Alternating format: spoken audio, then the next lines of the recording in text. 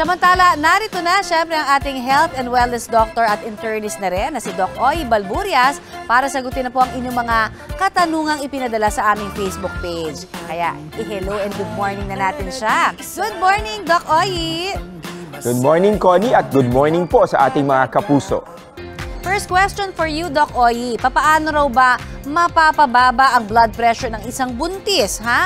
42 years old na pala daw siya at 6 months pregnant.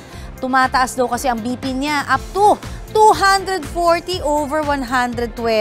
Ang taas nun, Doc. At nagme-maintenance na rin daw po siya. Ano raw kaya po pwede niyang magawa para mapababa ang kanyang BP? Ang question na yan mula naman kay Tony Joy de la Chica. Naku, Tony, iyang condition mo ngayon, kung ganyan talaga kataas ang iyong presyon, iyan ay actually tinatawag nating hypertensive emergency or dahil nga buntis ka, ito yung condition na tinatawag nating pre-eclampsia, no? So lalo na kung ito ay may kaakibat pang ibang mga sintomas or findings tulad ng pagkakaroon ng protina sa ihi, no? Pero kung ganyan nakataas ang iyong blood pressure, nararapat na ikaw ay kumonsulta sa iyong doktor, lalo na sa iyong OB-gynecologist kasi hindi na yan kakayanin ng maintenance na oral medications na iniinom mo.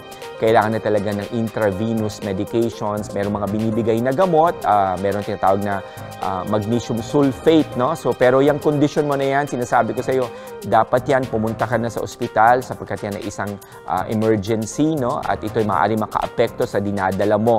So, ang preeclampsia ay pwedeng magdulot ng mapahamak ang hindi lang ikaw, pati yung iyong dinadala.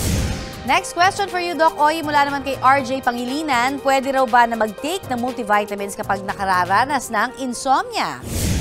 RJ, walang masama kung uminom ka ng multivitamins ngunit ito hindi magiging sagot doon sa problema mo na insomnia, no? So because ang insomnia ay kondisyon kung saan maraming factors na involved, no? Unang-una na dyan yung balanse ng hormones at saka yung balanse ng neurotransmitters. At in fact, meron ding ratio na tinatawag between hormones and neurotransmitters na maaaring makaapekto kung bakit nga ikaw ay hirap makatulog, no? So unang-una, tingnan din natin yung tinatawag nating sleep hygiene, RJ. Baka naman kasi may mga bagay kang nagagawa prior to sa oras ng iyong pagtulog na siya nakakaapekto sa iyong pagtulog o nagkakos ng iyong insomnia, no?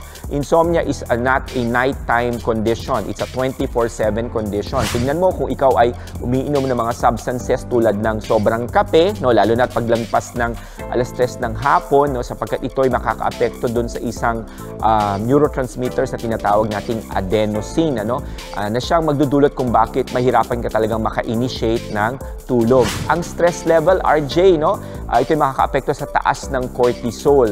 Dapat kasi ang cortisol, pagdating ng mga bandang 9:00, 10:00 ng gabi, ito ay pababa na ng pababa ng husto. Ngunit kung mataas ang cortisol mo dahil buong araw ikaw ay stress, lahat ng ito at iba pang mga neurotransmitters at hormones na wala sa balance or out of balance ang nagiging sanhi kung bakit ang isang tao ay nagsasuffer sa insomnia.